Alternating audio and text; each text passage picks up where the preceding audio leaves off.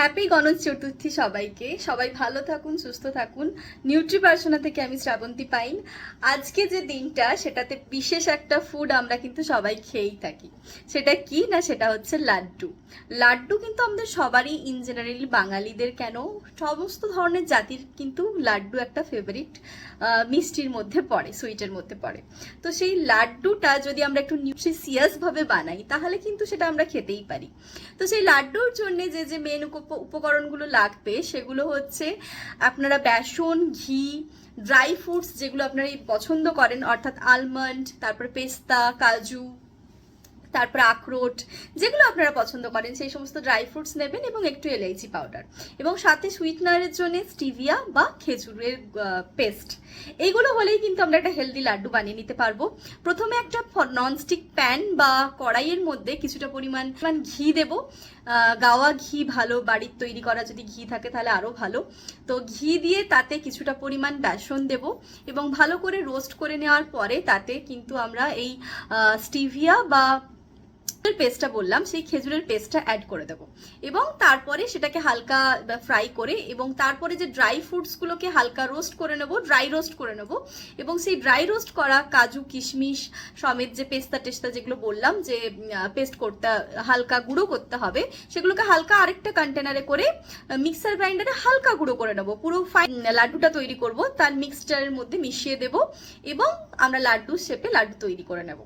এবং এই লাড্ডুটা কিন্তু ভীষণই হেলদি ফর আওয়ার হেলথ, যেটা আমরা কিন্তু আমাদের সুইটের ক্রেভিংস মেটানোর জন্য সারাদিনে দুটো খেতেই পারি। এবং এটাতে যেহেতু ন্যাচারাল ইনগ্রেডিয়েন্টস আছে সমস্ত কিছু, কোনো ধরনের সুগার ইউজ করা হচ্ছে না, তারপরে বাইরের মিষ্টির মতো কোনো রস ইউজ করা হচ্ছে না, সুগারের অর্থাৎ চিনির তৈরি রস ইউজ করা হচ্ছে না, বা ডালদা ইউজ করা হচ্ছে না, সেই জন্য কিন্তু এই মিষ্টিটা আমরা বাড়িতে তৈরি করে খেতেই পারি। দুটো সারাদিন খেলেও কিন্তু আপনাদের কোনো প্রবলেম হবে না, যেটাতে কিন্তু আমাদের সুগার ক্রেভিংস অর্থাৎ সুইটের ক্রেভিংস যাদের আছে তার সেটাও মিটবে, এবং খুব হেলদি, কারণ ঘি, বেসন বা ড্রাই ফ্রুটস সবগুলোই কিন্তু আমাদের খুব হেলদি ফুড প্রোডাক্ট, এবং যেগুলো আমাদের শরীরের জন্য খুব ভালো, উপকারী। অর্থাৎ আমাদের সব ধরনের জিনিসই আমরা পাচ্ছি এখান থেকে, লাড্ডুটা থেকে কিন্তু ভাইটামিন, মিনারেলসও পাচ্ছি, এবং তার সঙ্গে গুড ফ্যাটি অ্যাসিডস, প্রচুর পরিমাণে ফ্যাটগুলো আমরা পাচ্ছি, যেটা আমাদের শরীরের পক্ষে খুবই হেলদি। আর এর সঙ্গে লাস্টে কিন্তু একটু ভুলে গিয়েছিলাম যেটা বলতে, এলাইচি পাউডার একটু অ্যাড করলে আমাদের টেস্টটা কিন্তু আরো এনহ্যান্স করে এলাইচি পাউডার।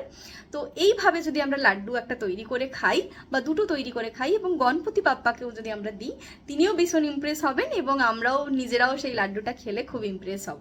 ঠিক আছে, থ্যাংক ইউ। অবশ্যই আমাকে কমেন্ট করে জানাবেন কে কে এই লাড্ডুটা তৈরি করেছেন এবং গণপতি বাপ্পাকে দিয়েছেন। তো সবাই আমাকে কমেন্ট বক্সে অবশ্যই জানাবেন। Thank you. সবাই ভালো থাকুন, সুস্থ থাকুন।